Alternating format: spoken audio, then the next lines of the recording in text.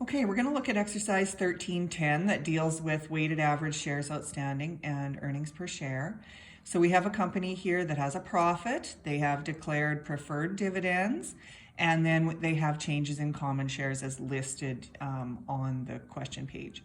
They want us to calculate the weighted average number of common shares and the earnings per share. So in order to calculate earnings per share, you always have to calculate your weighted average common shares outstanding first. So that's what you'll do in this page here. The first thing you need to look at is the number of shares that we had throughout the year. So on January the 1st, we had 60,000 common shares outstanding. So in January, we had 60,000. That doesn't change until June the 30th. So from January to June, there were 60,000 shares. On June the 30th, we sold 20,000 shares. So we're going to add 20,000. That means we're at 80,000 shares. That happened on June the 30th. So that time period starts July the 1st. So July. Our next change happens on September the 1st. So that means these 80,000 shares existed from July to August. Okay. On September the 1st, we declared and issued a 20% common share dividend. So a 20% common share dividend, you would take the 80,000 shares, multiply it by 1.2 and get 96,000. So that means on September the 1st, we had 96,000 shares. Now in this question, they say they declared and issued a 20% common share dividend on the same date. Normally the declaration date and the distribution date are different. If you have a question where the dates are different, make sure you're using the date of declaration as the time of the change. Okay, so our next change happens on November the 2nd. So that means September and October is when we had the 96,000 shares.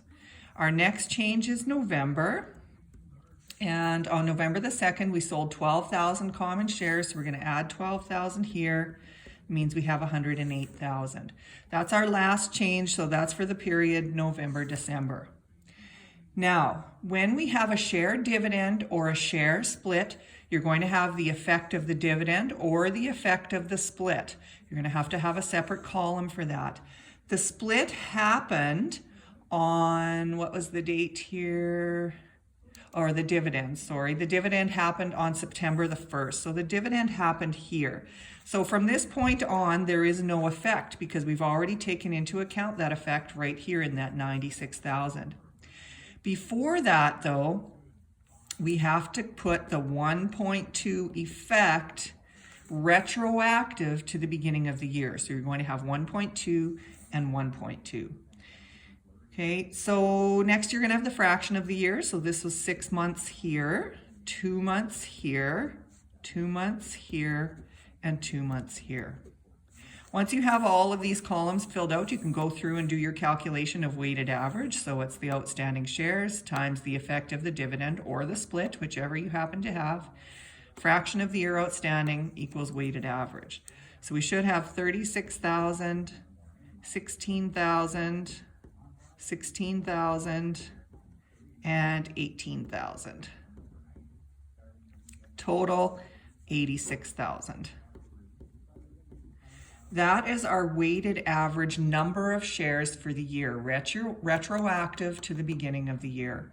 Then we can do our earnings per share calculation once we have that. Earnings per share is profit minus preferred dividends over weighted average common shares, this number here. Okay, so you're going to have, according to the numbers they've given us, 209,840 minus 34,400. Then you're going to divide that by your 86,000, and you should get $2.04 per share. That is your earnings per common share. Okay, so hopefully that helps you a little bit.